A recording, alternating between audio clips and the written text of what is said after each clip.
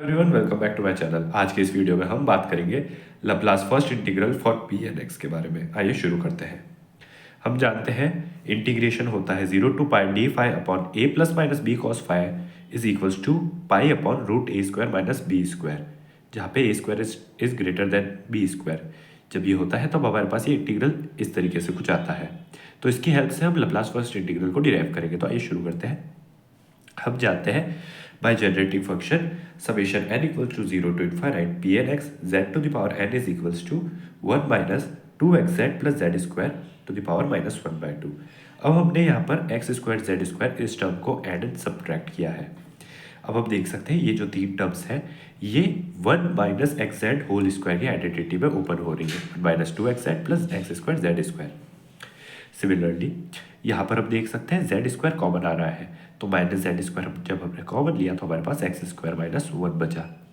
अब अगर हम इस टर्म को ए स्क्वायर कंसिडर करें एंड इसको बी स्क्वायर कंसिडर करें तो हमारे पास आएगा A square minus B square to the power minus 1/2, यानी कि equals to 1 upon root A square minus B square. Now अगर हम a equals to 1 minus X Z and b is equals to Z root X square minus 1 equation 1 में put करें तो हमें मिलेगा integral 0 to pi D phi upon 1 minus X Z plus minus Z root X square minus 1 cos phi is equals to pi upon root A square minus B square.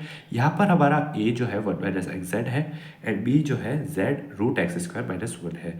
तो 1 upon A square minus B square हमारे पास हम देख सकते हैं equation 2 की help से हमारे पास आएगा summation n equals to 0 to infinite P N X Z to the power n। अगर हम इस टर्म को देखें अब तो हमारे पास इस टर्म को अगर हम 1 लेट करें तो हमारे पास 1 अपॉन 1 माइनस वाई है, यानी कि 1 minus Y to the power minus 1। हम जानते हैं ये ज्योमेट्रिक सीरीज होती है जो कि कुछ इस तरीके से ओपन होती है summation n equals to 0 to infinite Y to the power n, because हम जानते हैं 1 minus Y to the power minus 1 जो होती है वो होती है 1 plus Y square and so on till Y to the power n and so on. तो हमारे पास summation n equals to 0 to infinite Y to the power n आती है ये।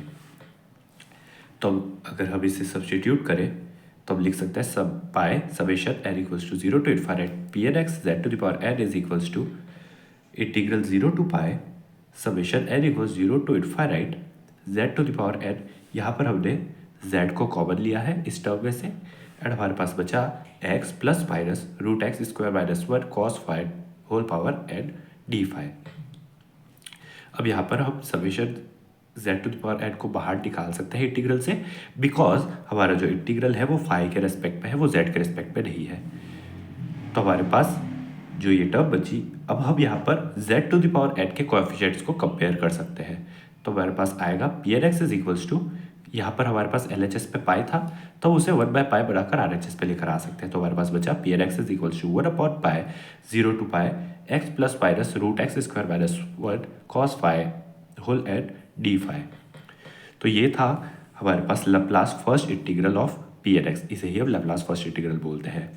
मिलते हैं नेक्स्ट वीडियो में, तब तक के लिए take care and thanks for watching.